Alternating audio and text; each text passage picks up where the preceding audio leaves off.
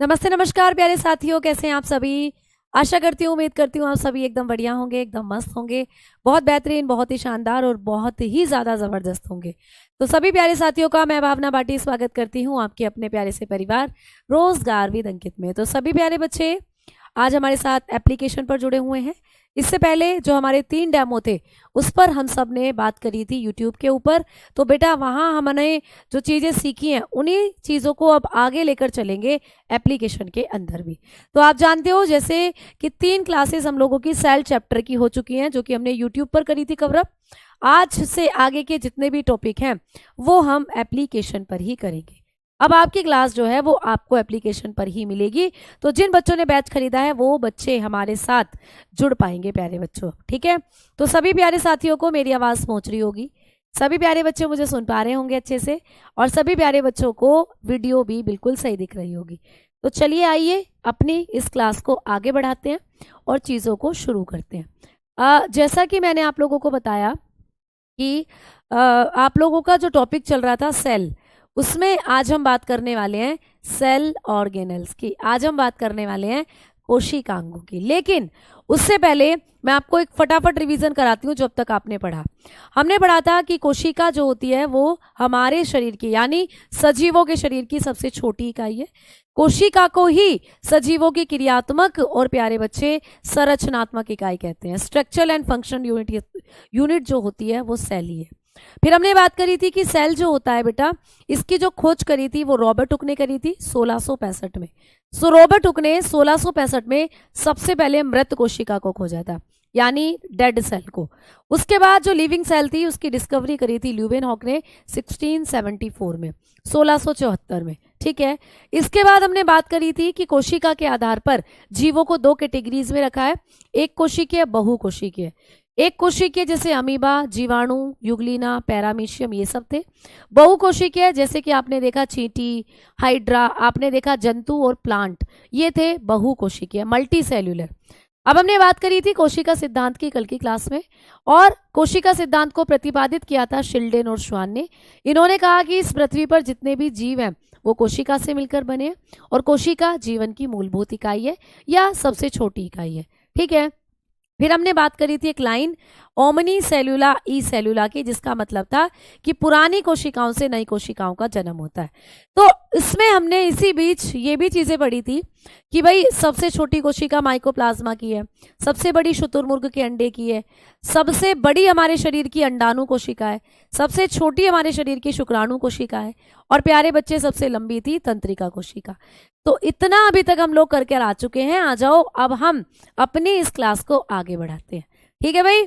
चलो तो आ जाओ बात करते हैं सेल, और आज जो हम बात करने वाले हैं वो बात करेंगे टाइप ऑफ सेल। तो नया पेज ले लो और नई हेडिंग डाल दो, टाइप ऑफ सेल, कोशिका के प्रकार।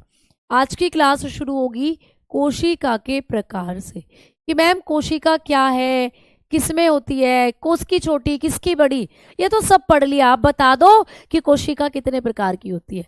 अब बात करते हैं हम लोग टाइप्स ऑफ सेल की। अब बात करेंगे टाइप्स ऑफ सेल, कोशिका के प्रकार।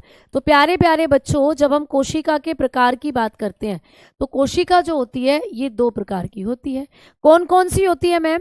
तो चलिए आइए बात करते हैं सेल के टाइप्स की। जब आप कोशिका के प्रकार की बात करते हो तो कोशिका 2 होती है। कौन कौन सी? एक होती है बेटा प्रोकैरियोटिक सेल, एक होती है यूकैरियोटिक सेल। तो आइए बात करते हैं आज की क्लास में कि कोशिका कितने प्रकार की होती है। एक होती है प्यारे बच्चे प्रोकैरियोटिक सेल, प्रोकैरियोटिक सेल, ठीक है। आपको पूछता है कि प्रोकैरियोटिक सेल को क्या कहेंगे, तो अकेंद्रीय कोशिका, इसको कहते हैं हम अकेंद्रीय कोशिका, ठीक है। तो प्रोकैरियोटिक सेल का हिंदी में नाम होता है अकेंद्रीय कोशिका। और दूसरी होती है यूकैरियोटिक सेल, दूसरी है यूकैरियोटिक सेल।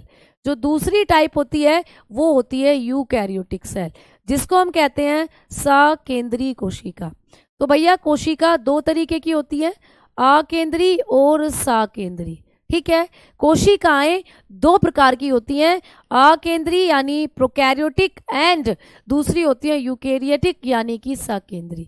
तो मैम इन दोनों में क्या अंतर है, चलिए आइए जानते हैं। सबसे पहले आपको कभी भी पूछे कि इन दोनों में से कौन सी कोशिका सबसे पहले बनी थी, तो बेटा प्रोकैरियोटिक कोशिका सबसे पहले बनी थी।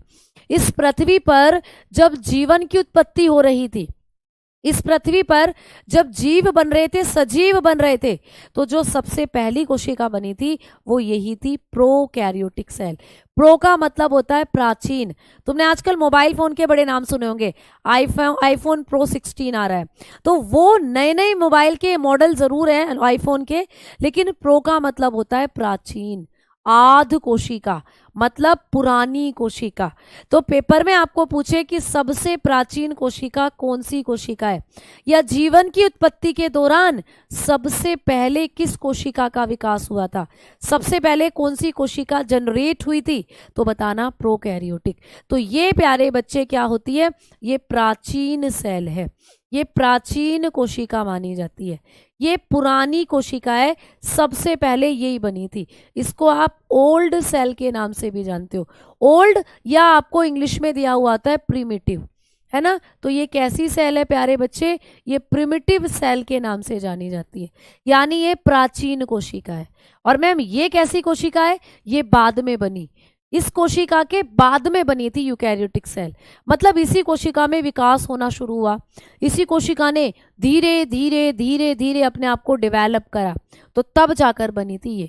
तो ये प्यारे बच्चे कैसी कोशिका है, आप लोग बताएंगे, ये विकसित कोशिका है। ये कैसी कोशिका मानी जाती है, ये विकसित कोशिका मानी जाती है। ठीक है, तो कौन सी कोशिका प्राचीन है, कौन सी कोशिका विकसित है, ये आपको अब समझ में आ गया। तो बताएंगे ये कौन सी सेल होती है, ये डिवेलप्ड सेल है प्यारे बच्चे। ये कैसी सेल है, डिवेलप्ड सेल, मतलब इसमें काफी सारा विकास हो चुका था, ये एक विकसित कोशिका है। ठीक है, आ जाओ आगे बात करते हैं।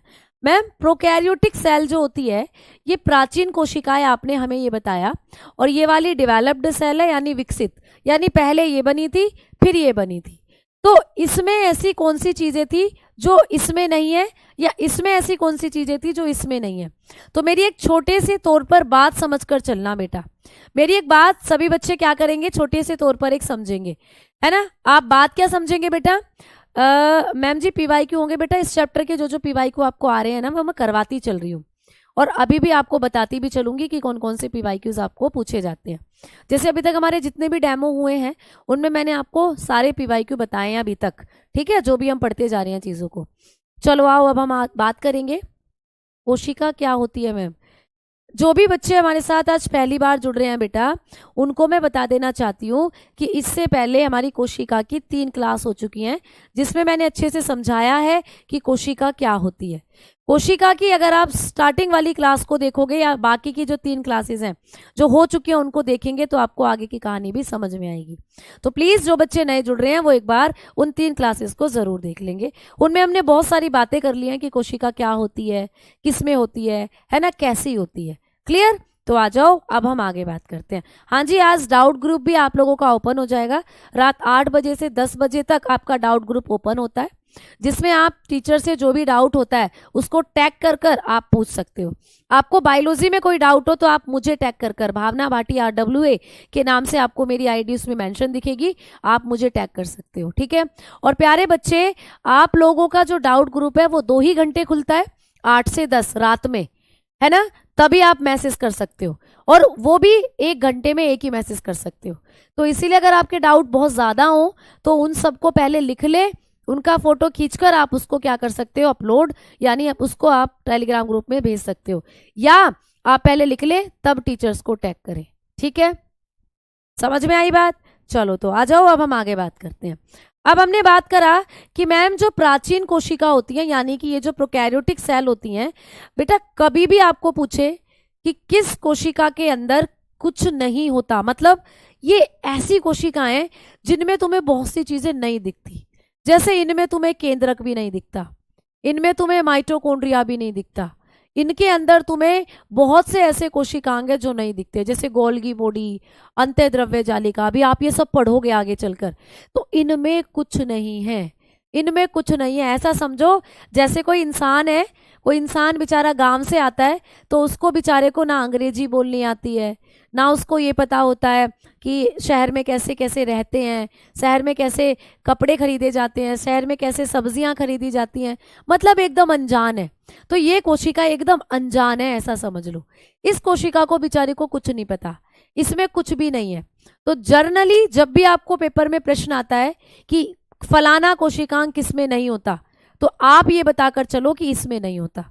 ये बेटा आजकल की मॉडर्न कोशिका है, आजकल के मॉडर्न बच्चों को सब पता है भैया अंग्रेजी कैसे बोली जाती है, कैसे शहर में कपड़े खरीदे जाते हैं, कैसे शहर में सब्जी खरीदी जाती है, आजकल के बच्चों को सब पता है। तो ये मॉडर्न कोशिका है, इसके पास सब है, इसके पास सारी डिग्री है। ठीक है, तो आ जाओ एक एक करके अब हम पढ़ते हैं। तो सबसे पहला जो पॉइंट था वो आपने पढ़ा कि ये प्राचीन कोशिका है, ये विकसित कोशिका है। दूसरा पॉइंट, ये जो आपकी कोशिका होती है प्रोकैरियोटिक सेल, इसमें केंद्रक नहीं होता। पूछा जाता है कि कौन सी कोशिका में केंद्रक नहीं होता, तो बताएंगे इसमें केंद्रक नहीं होता, तो बताएंगे केंद्रक नहीं पाया जाता। तो आप लोगों ने बताया कि ये एक ऐसी कोशिका है जिसमें केंद्रक नहीं पाया जाता है। ठीक है, नहीं पाया जाता है, तो लिखेंगे हैव नो न्यूक्लियस।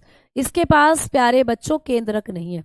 अब कई बच्चे सोचेंगे न्यूक्लियस क्या होता है, तो अभी दिखाऊंगी, पहले लिख लो भाई। ये ऐसी कोशिका है जिसमें केंद्रक नहीं होता। इसकी बात करते हैं, तो मैंने कहा इसके पास सब कुछ है, सब कुछ, तो इसमें लिखेंगे केंद्रक पाया जाता है।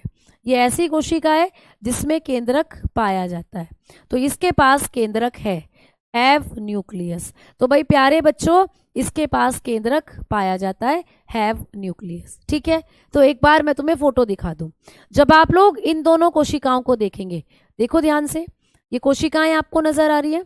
तो ये वाली कोशिका है भाई प्रोकैरियोटिक कोशिका, ये प्रोकैरियोटिक कोशिका है, प्राचीन वाली कोशिका। और ये है तुम्हारी कोशिका यूकैरियोटिक। तो ये जो तुम्हें संरचना यहाँ दिख रही है, ये होती है केंद्रक। ये संरचना है बेटा केंद्रक, ये है केंद्रक। तो ये जो केंद्रक होता है ये किस में होता है, आप कहेंगे यूकैरियोटिक में होता है। जबकि यहाँ देखो तुम्हें ऐसा कोई केंद्रक दिख ही नहीं रहा, तो इसके पास केंद्रक नहीं होता। तो कौन सी कोशिका है जिसमें केंद्रक होता है, तो कहेंगे यूकैरियोटिक कोशिका में केंद्रक होता है। मैम प्रोकैरियोटिक कोशिका में केंद्रक नहीं होता। पहला पॉइंट क्लियर? ठीक है, बहुत अच्छे से समझ में आ गया। अगले पॉइंट की तरफ बढ़ते हैं। अगला पॉइंट क्या होगा, चलिए आइए बात करते हैं फिर से प्रोकैरियोटिक और यूकैरियोटिक सेल की। तो फिर से जब हमने बात करी प्रोकैरियोटिक और यूकैरियोटिक के बारे में, तो आ जाओ कुछ और डिफरेंसेस अब हम पढ़ते हैं। इधर हम फिर से लिख लेते हैं प्रोकैरियोटिक, प्रोकैरियोटिक। ठीक है, जिसको आप लोग पता ही है अकेंद्री बोलते हो, जिसको आप लोग क्या बोलते हैं, अकेंद्रीय कोशिका, अकेंद्रीय कोशिका। ठीक है, मैं अब हिंदी में इनको लास्ट बार लिख रही हूँ, आप समझ जाना। अब जब मैं लिखूंगी तो बार बार थोड़ा सा इंग्लिश में ही लिखूंगी, क्योंकि बार बार हिंदी और इंग्लिश में लिखने में फिर टाइम वेस्ट होता है। यूकैरियोटिक सेल जिसको कहते हैं सकेंद्रीय कोशिका, सकेंद्रीय। ठीक है, सकेंद्रीय कोशिका। तो आओ भाई तीसरा पॉइंट पढ़ते हैं इनके बारे में, दोनों के बारे में, प्रोकैरियोटिक और यूकैरियोटिक के बारे में। अब तीसरा पॉइंट पढ़ा जाएगा कि क्या होता है। चलिए आइए बात कर लेते हैं बेटा। तीसरा पॉइंट है कि ये जो प्रोकैरियोटिक कोशिका होती है प्यारे बच्चे, इसमें अभी अभी आपने पढ़ा था कि भाई केंद्रक नहीं पाया जाता। ठीक है, इसमें आपने पढ़ा कि केंद्रक पाया जाता है। अब कई बार आपको एक प्रश्न आ जाता है कि प्रोकैरियोटिक कोशिका में केंद्रक तो होता नहीं है, लेकिन इसका जो डीएनए है वो कहाँ होता है, या इसके अंदर केंद्रक नहीं है तो केंद्रक के जैसी जो संरचना है उसको क्या कहते हैं, तो इनमें पाए जाते हैं न्यूक्लियोइड। तो मैं ब्रैकेट में लिख रही हूँ यहाँ न्यूक्लियोइड। क्या होते हैं इसके अंदर, न्यूक्लियोइड पाए जाते हैं, न्यूक्लियोइड्स आर प्रेजेंट। देखो बहुत अच्छे से समझना इस पॉइंट को, न्यूक्लियोइड्स आर प्रेजेंट। ठीक है, तो इसमें न्यूक्लियोइड पाए जाते हैं, न्यूक्लियोइड पाए जाते हैं। अब इस पॉइंट को बहुत अच्छे से समझना है आप लोगों को, न्यूक्लियोइड पाए जाते हैं। तो ये प्रश्न आपको पेपर में आ सकता है, स्टेटमेंट में पूछ सकता है कि प्रोकैरियोटिक कोशिका के संदर्भ में कौन सा कथन सही है। ठीक है, इंग्लिश नहीं आती है। बेटा मेरा कहने का मतलब ये है कि लिखूंगी तो हिंदी में ही, लेकिन प्रोकैरियोटिक को अकेंद्री कहते हैं हिंदी में, ये आप सब समझ गए होंगे। तो अब मैं प्रोकैरियोटिक ही लिख दूंगी, आप अकेंद्री कोशिका कहते हैं इसको, ये तो आप समझ ही गए हो। तो कहने का मतलब ये है कि लिखूंगी तो दोनों चीजों में, हिंदी इंग्लिश में, लेकिन हेडिंग जो डालूंगी वो बस इंग्लिश में डाल दूंगी, क्योंकि आप समझ गए हो कि प्रोकैरियोटिक को हिंदी में केंद्रीय कहते हैं, यूकैरियोटिक को हिंदी में सकेंद्रीय कहते हैं। आप समझ गए अब इस बात को, तो है ना। मैं सबके कमेंट देख रही हूँ विशाल, मैं आपके कमेंट भी देख रही हूँ। स्पीड से पढ़ाओ मैम। बेटा स्पीड से बिल्कुल नहीं पढ़ाएंगे, आराम से पढ़ाएंगे जिससे सभी बच्चों को समझ में आए, ठीक है। चलो आ जाओ। तो आपको ना छोटा सा एक क्वेश्चन आता है पेपर में कि प्रोकैरियोटिक कोशिका के बारे में कौन सा स्टेटमेंट सही है, तो आप लोग बताकर चलते हैं कि भाई प्रोकैरियोटिक कोशिका प्राचीन है, आपको तक आपने लिखा, सही बात है। प्रोकैरियोटिक कोशिका में केंद्रक नहीं होता, सही बात है। प्रोकैरियोटिक कोशिका में केंद्रक के स्थान पर पाए जाने वाली संरचना को न्यूक्लियोइड कहते हैं। ये ऐसे आपको दे देगा स्टेटमेंट। अब आप कंफ्यूज हो जाओगे कि ये न्यूक्लियोइड क्या है, तो समझकर चलो कि ये न्यूक्लियोइड जो है केंद्रक के जगह पाई जाने वाली संरचना है। जैसे अगर मैं आपको बताऊं कि भाई ये एक प्रोकैरियोटिक कोशिका है, ये एक प्रोकैरियोटिक कोशिका है, और ये एक यूकैरियोटिक कोशिका है। बेटा ये यूकैरियोटिक कोशिका है और ये होती है एक प्रोकैरियोटिक कोशिका, ठीक है। तो आपने कहा कि प्रोकैरियोटिक कोशिका में केंद्रक नहीं है, ठीक है। तो केंद्रक नहीं है तो कुछ और तो होगा, हाँ है। इसके बीच में ये जो जगह सी तुम्हें दिख रही है, इसके बीच में ये जो यहाँ पे आपको जगह सी दिख रही है, इसको कहते हैं न्यूक्लियोइड, इसको कहते हैं न्यूक्लियोइड। तो कभी भी आपको पूछता है कि न्यूक्लियोइड किसके अंदर पाया जाता है, तो न्यूक्लियोइड जो होता है ये आपको प्रोकैरियोटिक कोशिका में मिलता है, जबकि मैम यूकैरियोटिक कोशिका में तो आपको बीच में केंद्रक मिलता है, यूकैरियोटिक कोशिका में तो आपको केंद्रक दिखाई देता है। तो ये केंद्रक है। हमने कहा इसमें केंद्रक नहीं था, इसमें केंद्रक है, इसमें केंद्रक है प्यारे बच्चे, है ना। तो इसके पास तो केंद्रक है, लेकिन इसके पास केंद्रक नहीं है। अब केंद्रक नहीं है तो कुछ और तो होगा, हाँ कुछ और है, उस कुछ और का नाम न्यूक्लियोइड, उस कुछ और का नाम क्या है, न्यूक्लियोइड। तो ये पूछ सकता है कि बताओ न्यूक्लियोइड किस में होता है, इसमें या इसमें, तो कहना इसमें तो केंद्रक है, उसी से काम चल जाएगा, लेकिन इसमें केंद्रक नहीं है तो न्यूक्लियोइड रखना पड़ेगा बीच में। तो बीच वाली संरचना जो है इसकी, उसको न्यूक्लियोइड कहते हैं। तो इसमें न्यूक्लियोइड होता है, केंद्रक नहीं होता, ठीक है। अगला पॉइंट अब मैडम, अब अगला पॉइंट हम लोग पढ़ते हैं फिर से कि मैम जो प्रोकैरियोटिक कोशिका होती है इसके बारे में अगला पॉइंट बताओ। तो बताएंगे कि प्रोकैरियोटिक कोशिका जो होती है इसमें सर्कुलर डीएनए होता है। इसके अंदर कैसा डीएनए होता है आप बताओगे, सर्पिलाकार डीएनए, ठीक है, सर्पिलाकार डीएनए होता है। सर्कुलर को तो तुम गोलाकार बोलोगे वैसे, ठीक है, तो गोलाकार डीएनए होता है, या सर्पिलाकार लिख लो, यही पूछा जाता है पेपर में, वर्ड यही यूज किया जाता है, सर्पिलाकार डीएनए होता है। इसके पास सर्पिलाकार डीएनए होता है, ठीक है। तो पूछा जाता है कि प्रोकैरियोटिक कोशिका में कैसा डीएनए होता है, आप कहेंगे सर्पिलाकार डीएनए होता है। इसके पास सर्कुलर डीएनए होता है बेटा, सर्कुलर डीएनए इज प्रेजेंट। तो ये पेपर में आएगा कि सर्कुलर डीएनए किस प्रकार की कोशिका में होता है। सर्कुलर का मतलब समझ रहे हो, ऐसे ऐसे सांप की तरह लहरा रहा है। देखो इस फोटो में, देखो इस फोटो को देखो ध्यान से, या इस फोटो को देखो ध्यान से। तो जब इस फोटो को आप देखते हो तो ये कौन सी कोशिका है, ये आपकी प्रोकैरियोटिक कोशिका है बेटा। ये कौन सी कोशिका है बच्चा, प्रोकैरियोटिक कोशिका है ये, यानी जो अविकसित कोशिका थी, इसको कहते हो अकेंद्रीय कोशिका, ये आपकी अकेंद्रीय कोशिका है। तो इसके अंदर देखो ये डीएनए जो तुम्हें लाल लाल रंग से दिख रहा है, और ये ऐसा है जैसे सांप कोई लहर रहा हो, ऐसे ऐसे। तो इसमें कैसा डीएनए होता है, सर्पिलाकार डीएनए है। इसका जो डीएनए देखो लिखा हुआ है सर्कुलर डीएनए, यानी कि घुमावदार या सर्पिलाकार डीएनए होता है इसके अंदर, ऐसा डीएनए जैसे कोई सांप लहर रहा हो, ऐसे ऐसे। तो सर्पिलाकार डीएनए कौन सी कोशिका में होता है, ऐसे प्रश्न आ जाएगा। कमेंट सबके आ रहे हैं बेटा, है ना। बेटा कमेंट सबके आ रहे हैं, मुझे पढ़ाने दो। कमेंट क्यों कर रहे हो अभी आप, अभी अगर मैं आपके कमेंट देखूंगी तो पढ़ाऊंगी कब, इसीलिए मैडम को गहराई में जाने दो कॉन्सेप्ट की। जब गहराई में जाओगे बेटा तो तभी तो आप लोग चीजों को पढ़ पाओगे। मैं डीएनए वीएनए सबकी फुल फॉर्म बताऊंगी अभी आपको, अभी आप चीजों को सुनते चलो, अभी आप चीजों को सुनते चलो, आगे जब इनको अभी पढ़ेंगे तो सबकी फुल फॉर्म बताऊंगी आपको, डीएनए की फुल फॉर्म सबका बताऊंगी बेटा, ठीक है। तो देखो, आपको कभी भी पेपर में पूछता है कि प्रोकैरियोटिक कोशिका के अंदर कैसा डीएनए होता है, आपने कहा सर्पिलाकार, सांप की तरह लहरता हुआ डीएनए, ठीक है।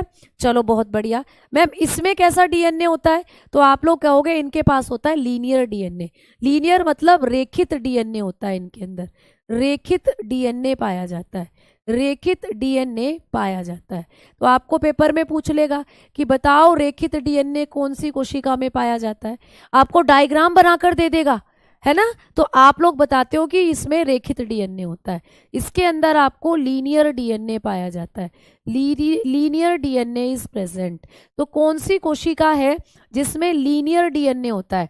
मैम लीनियर डीएनए, भाई सर्पिलाकार तो आपने पढ़ लिया, ऐसा होता है सांप की तरह लहरा हुआ, लेकिन लीनियर, लीनियर होता है ऐसे लाइनर, लाइनर ऐसे ऐसे ऐसे लीनियर डीएनए, मतलब लाइन, रेखाएं, रेखाओं में विचलित डीएनए कौन सा होता है, तो आपने कहा ऐसा होता है। तो जब आप एक यूकैरियोटिक कोशिका को देखते हैं तो उसके अंदर तुम्हें जो डीएनए नजर आता है वो होगा रेखांकित यानी लीनियर डीएनए। तो जैसे आप इस वाली कोशिका को देखेंगे तो इसके अंदर जो तुम्हें डीएनए दिखेगा वो ऐसे लीनियर दिखेगा, रेखाओं में, ऐसे जैसे दो रेखाएं जा रही हो। या अगर मैं बेसिक सा स्ट्रक्चर आपको दिखाऊं तो यहाँ पर लीनियर डीएनए को आप ऐसे भी मान सकते हो, लीनियर डीएनए को आप ऐसे भी मान सकते हो। तो इनके अंदर ऐसे लीनियर डीएनए होता है, ठीक है। ये बाद में ऐसे सर्कुलेट हो जाता है, वो अलग बात है। तो आप ऐसा याद रखना, इसमें ऐसा डीएनए है। क्लियर, आ जाओ। अब फोर्थ पॉइंट की बात करते हैं कि मैम प्रोकैरियोटिक कोशिका के अंदर जो डीएनए है वो किससे बना होता है। तो प्रोकैरियोटिक कोशिका में जो डीएनए है उसमें हिस्टोन प्रोटीन नहीं होती। बेटा जब हम डीएनए की बात करते हैं ना तो डीएनए पर छोटी छोटी प्रोटीन लगी हुई होती हैं, इन प्रोटीन को कहते हैं हिस्टोन प्रोटीन। तो जब प्रोकैरियोटिक कोशिका की बात करते हैं तो इनके डीएनए पर हिस्टोन प्रोटीन नहीं होती। तो यहां पर लिखेंगे डीएनए पर हिस्टोन प्रोटीन नहीं पाई जाती, ठीक है। डीएनए पर हिस्टोन प्रोटीन नहीं पाई जाती। तो पूछ लेगा आप लोगों को कि किसका डीएनए है जिस पर हिस्टोन प्रोटीन नहीं पाई जाती है, तो आप कहेंगे प्रोकैरियोटिक कोशिका के डीएनए पर हिस्टोन प्रोटीन नहीं है। मैंने कहा था कि जब भी पूछे कि नहीं पाई जाती तो इनमें यह है वो जो चीज नहीं पाई जाती, बाकी सब में तो ये सारी चीजें पाई जाती हैं। तो यहां पर क्या होगे, DNA without histone, DNA is present without histone. तो डीएनए जो होता है वो विदाउट हिस्टोन होता है, अभी दिखाऊंगी, पहले लिख लो। तो प्रोकैरियोटिक कोशिका में जो डीएनए होता है वो विदाउट हिस्टोन होता है। मैम हिस्टोन क्या होता है, हिस्टोन बेटा एक प्रोटीन है जो तुम्हारे डीएनए पर लगी रहती है। तो अगर आप प्रोकैरियोटिक कोशिका के डीएनए को देखोगे वहां पे कोई हिस्टोन प्रोटीन तुम्हें नहीं दिखेगी। अगर मैम यूकैरियोटिक कोशिका का डीएनए हमने देखा तो बताएंगे इनके डीएनए पर हिस्टोन प्रोटीन पाई जाती है। तो लिखेंगे डीएनए पर हिस्टोन प्रोटीन पाई जाती है, ठीक है। तो किसके डीएनए पर हिस्टोन प्रोटीन पाई जाती है, ऐसे पूछ लेगा तो बताएंगे यूकैरियोटिक कोशिका जो होती है इनके डीएनए पर हिस्टोन प्रोटीन पाई जाती है। तो लिखेंगे डीएनए विद हिस्टोन, इनका जो डीएनए होता है DNA is present, DNA is present with histone, इनके डीएनए पर क्या होता है, हिस्टोन प्रोटीन होती है, ठीक है। इनके डीएनए पर क्या होता है, हिस्टोन प्रोटीन होती है। जैसे जैसे अगर मैं आपको एक और डायग्राम दिखाती हूँ, इस डायग्राम को देखो बेटा, ये डीएनए है, डीएनए दिख रहा है। अब इस डीएनए पर तुम्हें ये जो यहाँ ये दिख रहे हैं ना, ये गोले गोले से, ये है हिस्टोन प्रोटीन, ये जो तुम्हें गोले गोले से दिख रहे हैं। तो देखो ये गोले गोले से जो तुम्हें दिख रहे हैं ये पूरा डीएनए है आपका। तो इस पे तुम्हें दिख रहे हैं ना गोले गोले से, तो ये हिस्टोन प्रोटीन है बेटा। ये क्या होती है, हिस्टोन एक प्रोटीन है। तो ये किसके डीएनए पर पाई जाती है, कौन सी कोशिका में ऐसा डीएनए है जिसपे हिस्टोन प्रोटीन है। तो ये जो तुम्हें फोटो दिख रहा है ना, ये यूकैरियोटिक कोशिका का फोटो है। ये यूकैरियोटिक कोशिका के अंदर पाया जाने वाला डीएनए है, ये यूकैरियोटिक के अंदर पाया जाने वाला डीएनए है। तो यूकैरियोटिक कोशिका के अंदर जो डीएनए होता है उस पर हिस्टोन प्रोटीन आपको दिखाई देती है, जबकि प्रोकैरियोटिक कोशिका के डीएनए पर ऐसे कोई हिस्टोन प्रोटीन नहीं होती, हिस्टोन क्या होता है मैम? बेटा मैं बार बार बता रही हूँ, हिस्टोन एक तरीके की प्रोटीन है, हिस्टोन एक तरीके की प्रोटीन है। तो मान लो ये डीएनए है, ये डीएनए है, ठीक है, इस पर ऐसे आकर ये मोती मोती से चिपक गई है, ये होते हैं बेटा हिस्टोन। तो ये हिस्टोन क्या होती है? एक तरीके की प्रोटीन है। तो अगर आपको देखें डीएनए, अगर आपको ऐसा डीएनए दिख रहा है जिस पर हिस्टोन प्रोटीन चिपकी हुई है, तो समझना वो यूकैरियोटिक कोशिका का डीएनए है। और जिस पर हिस्टोन प्रोटीन है ही नहीं, मतलब अगर मैं एक और डीएनए यहां बना दूं ऐसे ऐसे ऐसे ऐसे, तो भैया इसमें तो कहीं हमें स्टोन प्रोटीन दिख ही नहीं रही, तो ये स्टोन प्रोटीन है ही नहीं यहाँ पर, तो मतलब ये प्रोकैरियोटिक कोशिका का डीएनए है। तो आपको पेपर में प्रश्न आएगा कि किस प्रकार की कोशिका के डीएनए में हिस्टोन प्रोटीन पाई जाती है और किसके अंदर नहीं। तो बताना प्रोकैरियोटिक कोशिका के अंदर जो डीएनए है उस पर हिस्टोन प्रोटीन नहीं है, जबकि यूकैरियोटिक कोशिका के डीएनए पर हिस्टोन प्रोटीन पाई जाती है। ठीक है, समझ में आ गई बात? बेटा बहुत बहुत शुक्रिया, बहुत बहुत धन्यवाद। हाँ जी, पेपर में डायग्राम आते हैं आपको। ग्रुप डी के पेपर की एक खास बात है कि इसमें सबसे ज्यादा डायग्राम आते हैं आपको डायग्राम देकर पूछ लेता है। आपको ना ये देकर भी पूछ लेगा, ऐसे देखो ये वाली इमेज दे दी आपको और कह देगा चित्र में दर्शाई गई कोशिका किस प्रकार की कोशिका है, आपको पहचानना है। ऑप्शन दे देगा यूकैरियोटिक, ऑप्शन दे देगा प्रोकैरियोटिक, ऑप्शन दे देगा पादप कोशिका, ऑप्शन दे देगा जंतु कोशिका। तो आपको पहचानना है कि ये तो एक प्रोकैरियोटिक सेल है, क्योंकि आपने देखा, आप देखो ये प्रोकैरियोटिक सेल है बेटा, ऐसी होती है प्रोकैरियोटिक सेल। आपको पेपर में ऐसे क्वेश्चन दे देगा, आपको पेपर में ऐसे फोटो दे देगा, ऐसे ऐसे ये दोनों फोटो दे देगा, और इसको दे देगा ए नाम, इसको दे देगा बी नाम, और कहेगा कि चित्र में दिखाए गए ए और बी कोशिकाओं के नाम पहचानो। तो बताना है कि ए कोशिका कौन सी है, बी कोशिका कौन सी है। तो आप बताएंगे कि ए वाली तो है यूकैरियोटिक कोशिका, है ना, ए वाली तो है मैडम यूकैरियोटिक कोशिका, यूकैरियोटिक, और मैम बी वाली है ये प्रोकैरियोटिक कोशिका। तो आपको ऐसे पहचानना है कि कौन सी कोशिका ए यूकैरियोटिक और कौन सी प्रोकैरियोटिक। ग्रुप डी में बहुत बार पेपर में क्वेश्चन आते हैं। ठीक है, मैं स्पीड अपनी बिल्कुल नहीं बढ़ाऊंगी बेटा, जब बच्चों को समझ में आएगा जिस स्पीड से उसी स्पीड से लेकर चलूंगी चीजों को। आ जाओ आगे बात करते हैं अब हम लोग, अब बढ़ रहे हैं अगले पॉइंट की तरफ। पांचवा प्रश्न, पांचवा जो डिफरेंस है उसको अब हम करने वाले हैं आप लोगों का किसके बारे में प्यारे बच्चे, प्रोकैरियोटिक और यूकैरियोटिक के बारे में। तो इधर बात करेंगे प्रोकैरियोटिक के बारे में, इधर बात करेंगे यूकैरियोटिक के बारे में। पांचवा पॉइंट दोनों के बारे में। जो प्रोकैरियोटिक सेल होती है इसके अंदर अगर हम लोग बात करते हैं तो राइबोसोम कैसे देखने को मिलते हैं, तो बात होती है राइबोसोम पर। मैम राइबोसोम क्या होते हैं? राइबोसोम प्रोटीन की फैक्ट्रियां, प्रोटीन बनाते हैं। तो राइबोसोम का भी नाम अभी याद रखो, आगे पढ़ाऊंगी कि ये क्या होते हैं। तो आपको पूछेगा कि प्रोकैरियोटिक कोशिका में कैसे राइबोसोम होते हैं, तो प्रोकैरियोटिक कोशिका में छोटे वाले राइबोसोम होते हैं 70S वाले। मतलब राइबोसोम दो तरीके के हैं, 80S 70S। 80 बड़ा है, 70 छोटा है। तो प्रोकैरियोटिक कोशिका भी छोटी है बेटा, तो इसमें छोटे वाले राइबोसोम होते हैं। आपको पूछेगा कि यूकैरियोटिक कोशिका के अंदर जो राइबोसोम होते हैं, यूकैरियोटिक कोशिका में जो राइबोसोम आपको देखने को मिलते हैं ये कैसे होते हैं, तो आप लोग बताकर चलते हैं कि यूकैरियोटिक कोशिका में बड़े वाले राइबोसोम है 80S, क्योंकि यूकैरियोटिक कोशिका बड़े जीवों में होती है, प्रोकैरियोटिक कोशिका छोटे जीवों में। अभी उदाहरण लिखवाऊंगी आपको लास्ट में, ठीक है, अभी उदाहरण लिखवाऊंगी। देखो इस तरीके से ये होते हैं राइबोसोम। ये जो तुम्हें दो लड्डू से बैठे हुए दिख रहे हैं ना, ये जो तुम दो लड्डू से देख रहे हो ये राइबोसोम है। तो ये आपकी प्रोकैरियोटिक कोशिका है, इसमें ये 70S वाले राइबोसोम है, छोटे वाले। और ये आपकी यूकैरियोटिक कोशिका है, इसमें बड़े वाले राइबोसोम होते हैं। तो पेपर में आपको पूछेगा कि प्रोकैरियोटिक कोशिका में किस प्रकार के राइबोसोम है, तो आंसर लगाकर आना 70S, यूकैरियोटिक में 80S लगाकर आना। आ जाओ छठे पॉइंट की तरफ बढ़ते हैं बेटा। जो प्रोकैरियोटिक कोशिका होती है इसके अंदर जो दोहरी झिल्ली वाले कोशिकांग है या झिल्लीबद्ध कोशिकांग है वो नहीं होते। पहले लिख लो फिर समझाऊंगी। तो लिखोगे झिल्लीबद्ध कोशिकांग नहीं होते, झिल्ली युक्त कोशिकांग नहीं पाए जाते। ठीक है, तो आप बताएंगे कि ये ऐसी कोशिका है जिसमें झिल्ली युक्त कोशिकांग नहीं होते।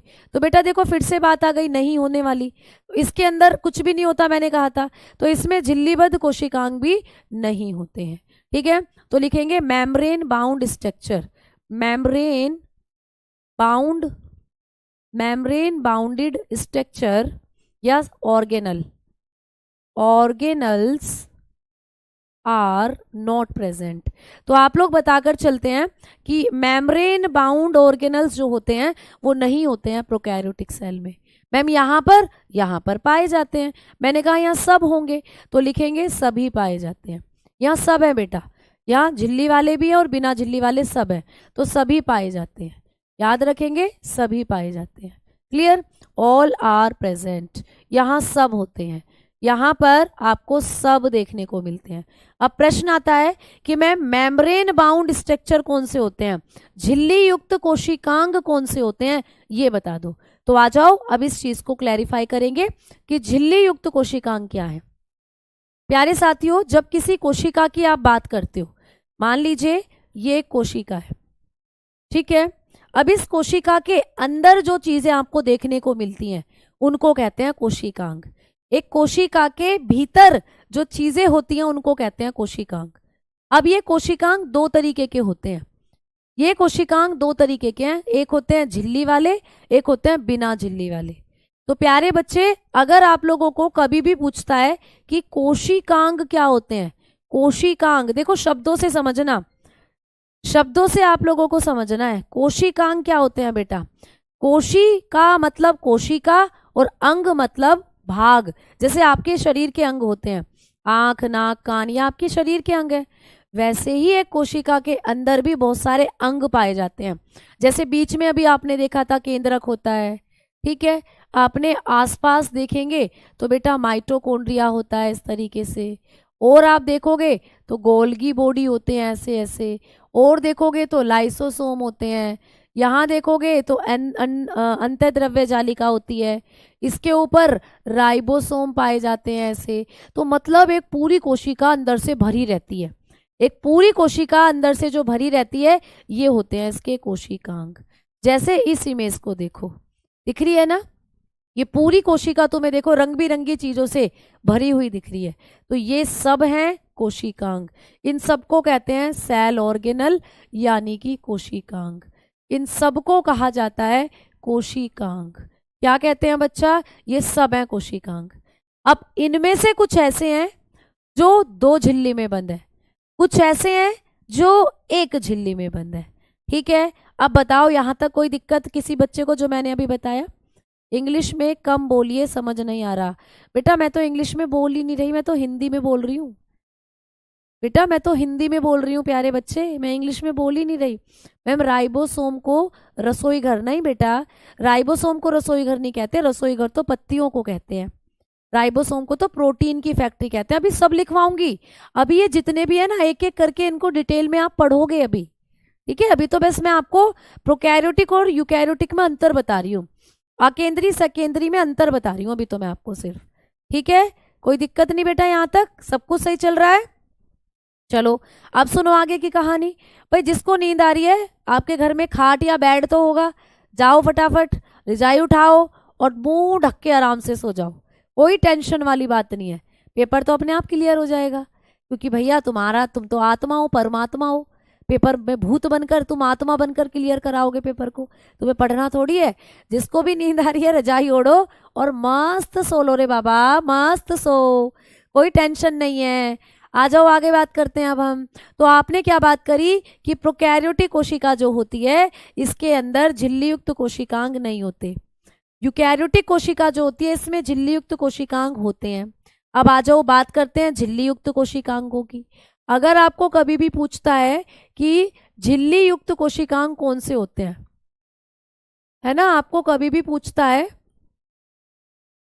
झिल्ली युक्त कोशिकांग कौन से होते हैं, झिल्ली युक्त कोशिकांग, तो झिल्ली युक्त कोशिकांग जो है प्यारे बच्चे, यानी कि मेम्ब्रेन बाउंडेड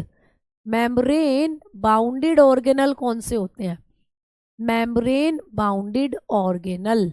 तो ये कौन कौन से आपको कभी भी पूछता है तो आप लोग बताकर चलते हैं। ये होते हैं बेटा दो तरीके के, है ना, एक होते हैं एक झिल्ली वाले, एक होते हैं एकल झिल्ली वाले। मतलब जिनके चारों तरफ एक ही झिल्ली है, जिसको कहते हैं सिंगल मेम्ब्रेन, जिसको कहते हैं सिंगल मेम्ब्रेन। और एक होते हैं बच्चा दोहरी झिल्ली वाले, एक होते हैं दोहरी झिल्ली वाले। दोहरी झिल्ली मैडम जी, दोहरी झिल्ली मतलब डबल मेम्ब्रेन।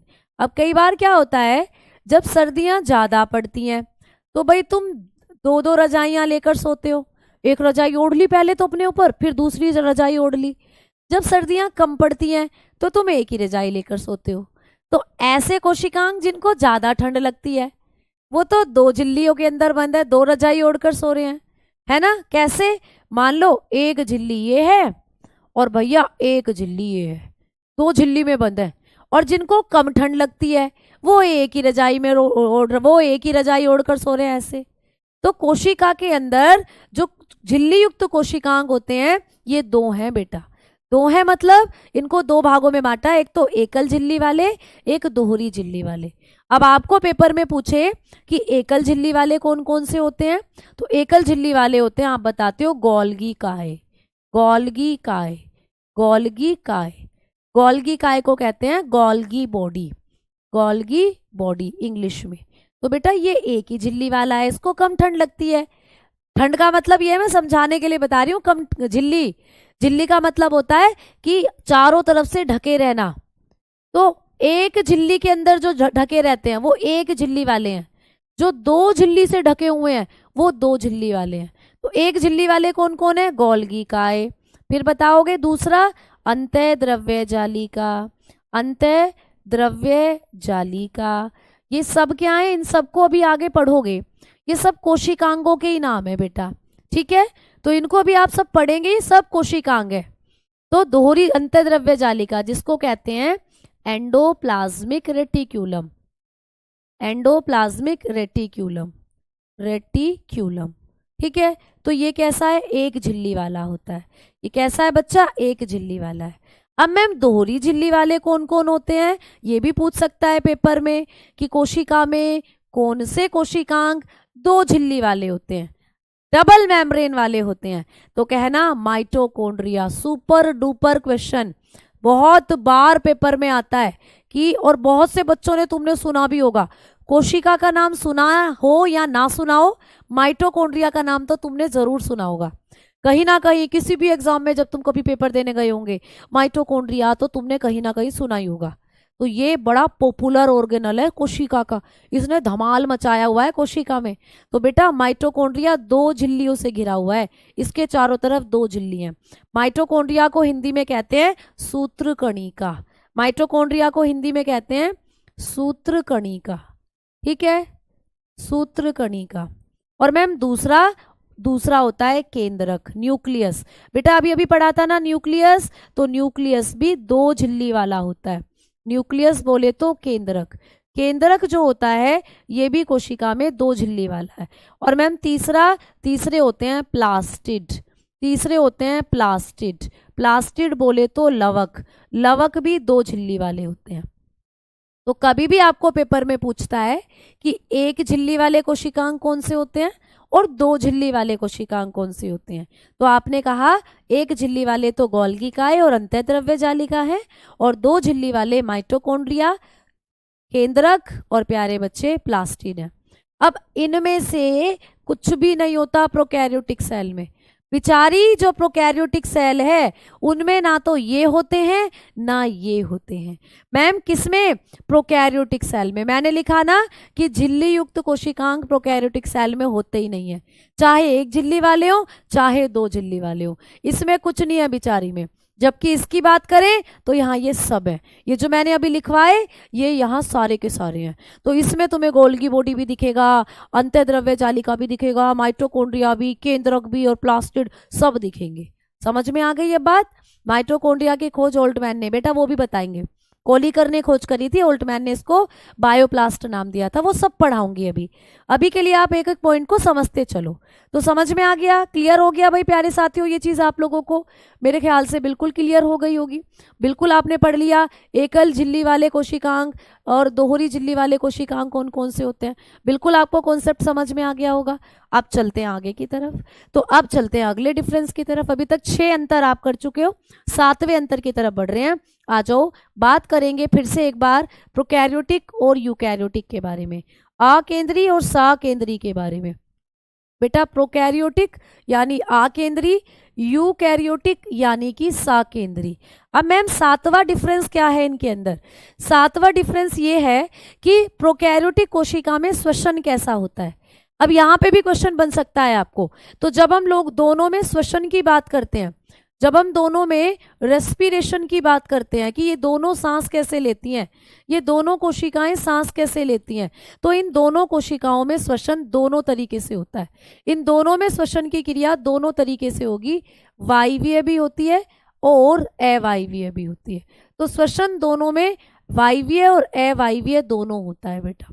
यानी कि एरोबिक रेस्पिरेशन भी होता है इनके अंदर, एरोबिक, ठीक है, एरोबिक रेस्पिरेशन भी होता है बेटा और एनएरोबिक भी होता है।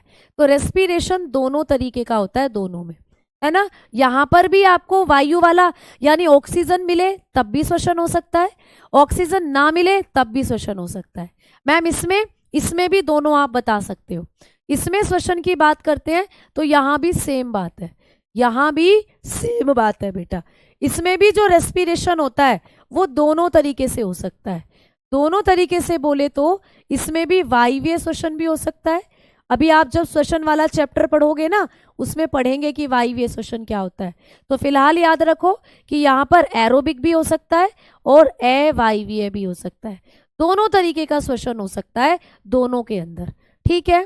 एन एरोबिक दोनों में हो सकता है, एरोबिक और एन एरोबिक, वायवीय और अवायवीय, ये सेम पॉइंट है दोनों के लिए, ठीक है। अब आगे बात करते हैं कि प्रोकैरियोटिक कोशिका में श्वसन की क्रिया कहाँ होती है, यानी श्वसन के लिए कौन से अंग होते हैं। तो बेटा प्रोकैरियोटिक कोशिका में जो श्वसन अंग होते हैं वो पूछा जाता है पेपर में कि प्रोकैरियोटिक कोशिका में श्वसन के लिए कौन सा कोशिकांग होता है, श्वसन कोशिकांग कौन सा होता है। प्रोकैरियोटिक कोशिका में जो कोशिकांग श्वसन की क्रिया करता है वो कौन सा है, यानी रेस्पिरेटरी ऑर्गन, रेस्पिरेटरी, ठीक है, यानी कि रेस्पिरेटरी सेल ऑर्गेनल कौन सा होता है, रेस्पिरेटरी सेल ऑर्गेनल। तो आप लोगों को बताना है कि जो प्रोकैरियोटिक कोशिका होती है इसमें जो श्वसन कोशिकांग होता है वो होते हैं मीजोसोम। क्या होते हैं बेटा? मीजोसोम। क्या होंगे बताकर चलते हैं, मीजोसोम, ठीक है, मीजोसोम। और मैम आपको प्रश्न आए या हमें पेपर में प्रश्न आए कि ये जो आप लोगों की यूकैरियोटिक कोशिका होती है इसमें श्वसन कोशिकांग कौन सा होता है, बताओ फटाफट, इसमें श्वसन कोशिकांग कौन सा होता है।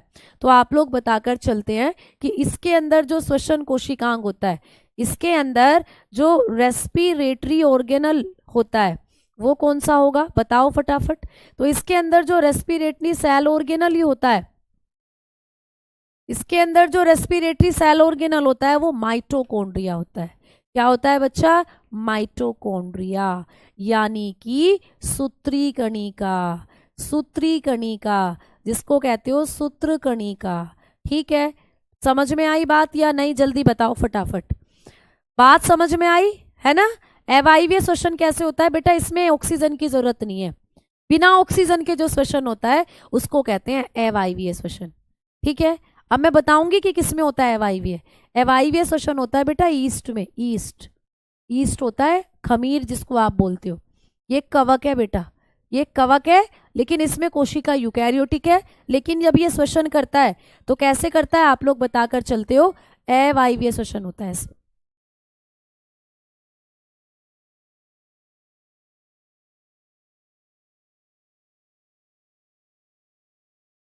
ठीक है, मैसेज नहीं दिख रहा है क्या भाई? बिल्कुल दिख रहा है प्रीति जी, मैसेज बिल्कुल दिख रहा है। अगर मैसेज ही देखती रहूंगी बच्चा तो पढ़ाऊंगी कब, ये बताओ, ठीक है। इतनी चीजें आपको समझ में आई। डीएनए की फुल फॉर्म होती है डीऑक्सी राइबो न्यूक्लिक एसिड। जब मैं आपको केंद्रक के बारे में बताऊंगी तो डीएनए की फुल फॉर्म भी लिखवाऊंगी। अभी आप सिर्फ डीएनए का नाम याद रखें, उसकी फुल फॉर्म अभी मैं आगे आपको लिखवाऊंगी बेटा। बेटा एक एक करके ही तो सारी चीजों को पढ़ाऊंगी, लाइन बाय लाइन ही तो चीजों को लेकर चल रहे हैं।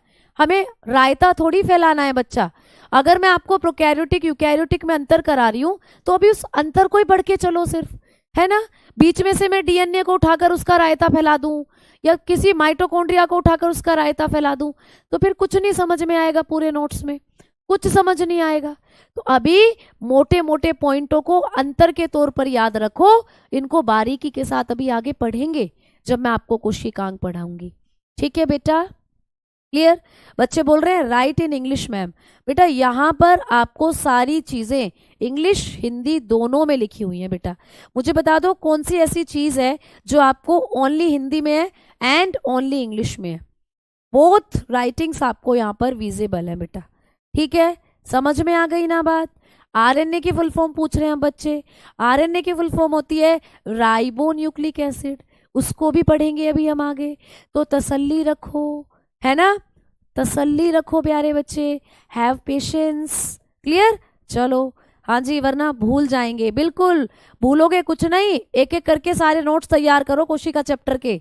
बहुत बढ़िया चैप्टर है, पेपर में क्वेश्चन मिलेगा जब नोट्स उठा के पेपर दे के आओगे ना और कहोगे अरे ये तो इसी नोट से टपक पड़ा क्वेश्चन, तो बड़े खुश होगे फिर तुम। तो इसीलिए बहुत शानदार तरीके से नोट्स बनवा रही हूँ कोशिका के, पढ़ लो, सारे पॉइंट यहीं से मिलेंगे पेपर में, तो आप लोगों को पेपर में क्वेश्चन करने में कोई दिक्कत नहीं आएगी। बस कमेंट कम करो, तसल्ली से पढ़ लो बेटा, है ना, क्योंकि जब तुम कमेंट करते हो मेरी ध्यान कमेंट पे चला जाता है, फिर मैं अगले वाला पॉइंट क्या बताने वाली थी वो स्किप हो जाता है दिमाग से। क्लियर, हाँ। डाउट अगर आपको आते हैं, अगर आप यहाँ पूछना चाहते हो एक बार लिखो सिर्फ, अगर मेरी नजर पड़ गई तो मैं बता ही दूंगी, नहीं नजर पड़ी जैसे यहाँ होता है कई बार फेस फेस मेरा ऐसे मैं लिख रही होती हूँ जितने में तुम्हारा कमेंट भाग जाए, नहीं नजर पड़ी तो टेलीग्राम ग्रुप है, अपना डाउट पूछना वहां पर बेटा। ठीक है, चलो आ जाओ, अब हम आगे बात करते हैं। अब सुनो मेरी बात। अब हमने क्या काम करा कि प्रोकैरियोटिक कोशिका में जो श्वसन कोशिकांग होता है, रेस्पिरेटरी सेल ऑर्गेनल होता है, वो होता है मीजोसोम, है ना भाई। इनमें मैंने कहा था इनमें माइटोकॉन्ड्रिया तो है ही नहीं, अभी अभी बताया था ना मैंने कि इनके अंदर तो भैया इनमें से कोई भी चीज होती ही नहीं है, ये कुछ भी नहीं है प्रोकैरियोटिक सेल में। तो ये रहा माइटोकॉन्ड्रिया, है ही नहीं प्रोकैरियोटिक सेल में तो माइटोकॉन्ड्रिया। तो लेकिन फिर भी जो ये प्रोकैरियोटिक कोशिकाएं सांस तो लेगी, इसके जो जीव हैं श्वसन तो करेंगे, बिल्कुल करेंगे। तो कैसे करते हैं, इनमें होता है मीजोसोम। तो माइटोकॉन्ड्रिया की जगह प्रोकैरियोटिक सेल में कौन सा कोशिकांग होता है, मीजोसोम। जो काम प्रोकैरियोटिक कोशिका में मीजोसोम करेगा वही काम यूकैरियोटिक कोशिका में माइटोकॉन्ड्रिया करेगा। तो प्रश्न ऐसे भी बनता है कि प्रोकैरियोटिक कोशिका में माइटोकॉन्ड्रिया अनुपस्थित होता है, प्रोकैरियोटिक कोशिका में माइटोकॉन्ड्रिया नहीं होता, तो बताओ माइटोकॉन्ड्रिया की जगह कौन सा यहाँ पर कोशिकांग श्वसन की क्रिया करता है। तो फिर आप बताएंगे कि प्रोकैरियोटिक कोशिका में माइटोकॉन्ड्रिया तो होता ही नहीं है, लेकिन माइटोकॉन्ड्रिया वाला जो काम करता है वो ये करता है मीजोसोम, वो ये करता है मीजोसोम। ठीक है, जैसे आपने देखा है कि कुछ बच्चे जो होते हैं उनके पिताजी अगर नहीं है तो उनकी मम्मी ही उनको पापा और मम्मी दोनों का प्यार देती है ना। वैसे ही अगर यहाँ माइटोकॉन्ड्रिया नहीं है तो माइटोकॉन्ड्रिया के जैसा काम ये मीजोसोम ही करते हैं इनके अंदर। तो मीजोसोम होते हैं प्रोकैरियोटिक कोशिका में श्वसनांग और यूकैरियोटिक कोशिका में माइटोकॉन्ड्रिया। ठीक है, समझ में आ गई बात। ठीक है, आ जाओ आगे बात करते हैं। अब हम बढ़ेंगे आगे की तरफ, अगले डाउट की तरफ या अगले डिफरेंस की तरफ अब हम बढ़ेंगे कि प्रोकैरियोटिक और यूकैरियोटिक में अगला क्या डिफरेंस है। तो आगे जो हमारा डिफरेंस होगा वो होगा, एक बार फिर से प्रोकैरियोटिक लिखेंगे आकेंद्री और बेटा यूकैरियोटिक लिखेंगे साकेंद्री। अगर आपको पूछता है कि प्रोकैरियोटिक कोशिका के उदाहरण बताओ, प्रोकैरियोटिक कोशिका किस किस में पाई जाती है, एग्जाम्पल्स बताओ, तो एग्जाम्पल्स की बात करते हैं तो नंबर 1 पर आता है बैक्टीरिया। पेपर में क्वेश्चन आ जाएगा कि बैक्टीरिया जो होता है इसमें किस प्रकार की कोशिका होती है, तो आप कहेंगे कि बैक्टीरिया में पाई जाती है प्रोकैरियोटिक सेल। बेचारे बैक्टीरिया कितने चुन्नू मुन्नू से हैं, दिखाई भी नहीं देते, तो सोचो वो खुद कितने छोटे से, उनकी कोशिका कितनी छोटी होती होगी, है ना। तो बैक्टीरिया की कोशिका को जरूरत ही नहीं है आड़ कबाड़ रखने की, भैया इतना सा बैक्टीरिया इतने सारी चीजों का क्या करेगा, इतनी सारी चीजों का करेगा क्या वो अपने अंदर? तो भैया बैक्टीरिया की कोशिका तो बहुत छोटी सी है, इसीलिए उसमें इस जगह ही नहीं है कि इन सबको फिट करा जाए। तो इसीलिए आपने बताया कि जो बैक्टीरिया है उसकी कोशिका प्रोकैरियोटिक है और उसमें से ये कुछ भी नहीं मिलता उसके अंदर। तो प्रोकैरियोटिक कोशिका का एग्जाम्पल होता है जीवाणु। किसी के भी नाम के पीछे जीवाणु आ रहा हो ना और पूछ ले इसमें कैसी कोशिका पाई जाती है, तो बताना प्रोकैरियोटिक। जैसे जीवाणु हो गया एक एग्जाम्पल, दूसरा एग्जाम्पल हो जाता है आर्की बैक्टीरिया। आर्की बैक्टीरिया, देखो नाम के पीछे आ गया ना बैक्टीरिया, तो मतलब इसमें भी क्या होती है, प्रोकैरियोटिक सेल। आर्की बैक्टीरिया, आर्की जीवाणु कहते हैं जिसको, आर्की जीवाणु, ठीक है। तीसरे नंबर पर साइनोबैक्टीरिया, तीसरे नंबर पर बताओगे साइनोबैक्टीरिया। देखो आ गया ना नाम के पीछे बैक्टीरिया, तो मतलब इसके अंदर भी कैसी कोशिका होती है, प्रोकैरियोटिक। साइनो जीवाणु जिसको कहते हो, साइनो जीवाणु। साइनो जीवाणु का एक और नाम है बेटा, साइनो जीवाणु को हम नीली हरी शैवाल भी कहते हैं। साइनो जीवाणु जो हैं इनको नीली हरी शैवाल भी कहते हैं। तो नीली हरी शैवाल एक कोशिकीय होती हैं, आपको मैंने बताया था, है ना। ब्लू ग्रीन एल्गी जो होती हैं ये कैसी होती हैं, एक कोशिकीय। लेकिन इनमें आपको पता होना चाहिए कौन सी कोशिका होती है, तो बताएंगे इनके अंदर जो सेल पाई जाती है वो प्रोकैरियोटिक है। तो प्रोकैरियोटिक कोशिका एक कोशिकीय जीवों में होती है, जैसे जीवाणु, है ना, आर्की जीवाणु और नीले हरे शैवाल। अब बात करते हैं कि मैम यूकैरियोटिक कोशिका के उदाहरण क्या क्या है। यूकैरियोटिक, अब बच्चे बोलेंगे मैम विषाणु में कौन सी कोशिका है इनमें से, बताना जल्दी। विषाणु में इन दोनों में से कौन सी कोशिका होती है? जो बच्चा मुझे यहाँ आंसर करेगा ना कि मैडम जी विषाणु में कौन सी कोशिका होती है, उस बच्चे का मैं नाम लूंगी। फिर बताओ जल्दी। मैम अमीबा भी होता है बेटा, अमीबा इसमें नहीं आएगा, अमीबा इसमें आएगा। यही तो प्रश्न है जो आपको पढ़ना है, यही तो पेपर में सवाल आते हैं बेटा, ठीक है। तो अमीबा यहाँ नहीं आएगा, अमीबा है एक कोशिकीय, परंतु उसके अंदर जो सेल होती है वो यूकैरियोटिक वाली होती है ना। तो बताओ जल्दी से, व्हाट इज क्रिस्टेसी। क्रिस्टेसी जो होता है प्यारे बच्चे, क्रिस्टी जो होता है माइटोकॉन्ड्रिया के अंदर पाए जाने वाला एक पार्ट है, माइटोकॉन्ड्रिया का एक पार्ट है क्रिस्टी। तो अभी बताऊंगी क्रिस्टी, उंगली जैसी संरचनाएं होती है माइटोकॉन्ड्रिया में, जिसको क्रिस्टी कहते हो आप लोग। अब भैया नाम नहीं इतने सारे निकल पड़े तुम्हारे, तो मैं किसका नाम लूं भैया? मुझे किसी का कमेंट समझ ही नहीं आ रहा। प्रोकैरियोटिक प्रोकैरियोटिक प्रोकैरियोटिक प्रोकैरियोटिक, आ जाओ। हमने कहा कि जो यूकैरियोटिक कोशिका होती है प्यारे बच्चे, इसमें जब आप लोगों ने बात करी, ठीक है, विषाणु कोशिका रहित होता है। एक बच्चे का मुझे दिखा था मैसेज, नाम बेचारे का निकल गया, पर बेटा मेरे लिए दिल से दुआएं हैं तुम सारे बच्चों के लिए। मैंने समझाया था कि विषाणु में तो कोशिका ही नहीं होती, विषाणु तो कोशिका रहित है। तो कौन सी होगी ना, ये होगी ना ये होगी विषाणु में, विषाणु तो कोशिका रहित जीव है ना। अब आ जाओ इसकी बात करते हैं बेटा। जितने भी आप लोग पादप देखते हो, जितने भी आप लोग बहुकोशिकीय पादप देखते हो, बहुकोशिकीय का मतलब समझ रहे हो, ऐसे पादप जो बहुत सारी कोशिका से बने हैं। तो बहुकोशिकीय पादपों में होती है यूकैरियोटिक सेल। मल्टी सेल्यूलर जो मल्टी सेल्यूलर प्लांट होते हैं आप लोगों के, इनमें कौन सी सेल होती है? यूकैरियोटिक। पहला एग्जाम्पल तो ये हुआ। दूसरा बहुकोशिकीय जंतु, बहुकोशिकीय जंतु जो होते हैं बेटा, जितने भी बहुकोशिकीय जंतु घूम रहे हैं जिनमें बहुत सारी कोशिकाएं हैं जो बिना सूक्ष्मदर्शी के दिख रहे हैं, चींटी में भी यूकैरियोटिक सेल है, तुम्हारे अंदर भी यही वाली सेल है बेटा, ठीक है। तो मल्टी सेल्यूलर, आप लोग बताएंगे मल्टी सेल्यूलर एनिमल।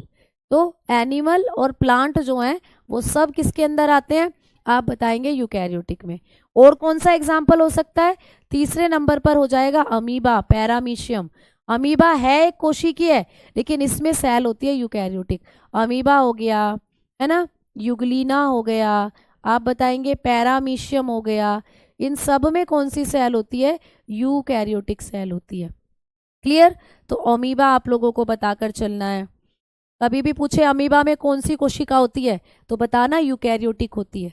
कभी भी पूछे यूग्लिना में कौन सी सेल होती है, बताना यूकैरियोटिक। पैरामीशियम में कौन सी सेल होती है, बताना यूकैरियोटिक, ठीक है। और बेटा एक और एग्जाम्पल लिखना है, ईस्ट। ईस्ट जो कि खमीर होता है, खमीर, खमीर अभी बताया था ना, ईस्ट।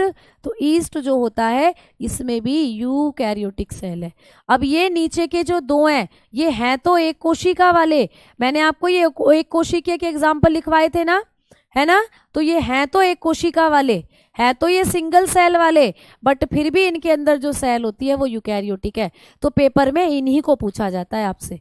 बच्चे कंफ्यूज हो जाते हैं, अमीबा तो चुन्नू सा है और चुन्नू से जीवों में तो प्रोकैरियोटिक होती है। नहीं, ये अपवाद मान लो या इनको स्पेशली याद करना कि अमीबा, ईस्ट, युगलिना, इन सब में यूकैरियोटिक सेल है। ये एक कोशिकीय है परंतु इनमें यूकैरियोटिक सेल होती है। ठीक है, समझ में आ गई बात? क्लियर?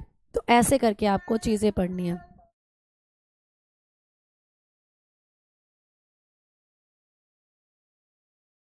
ठीक है बच्चों, तो इससे आगे की बातें अब हम कल की तरफ, कल की क्लास में पढ़ेंगे। तब तक आप इन सारे कॉन्सेप्ट को आज रात बैठकर क्या करेंगे बेटा, सोल्व आउट कर लेंगे। कोई भी डाउट आता है आप टेलीग्राम में आज रात पूछ सकते हो, रात 8 बजे से 10 बजे के बीच में। ठीक है बेटा, तो धन्यवाद, नमस्कार, राधे राधे, और सबको ढेर सारा आशीर्वाद, ढेर सारा प्यार। मिलते हैं कल, है ना। हाँ जी, एक्सेप्शन बता सकते हो इनको आप।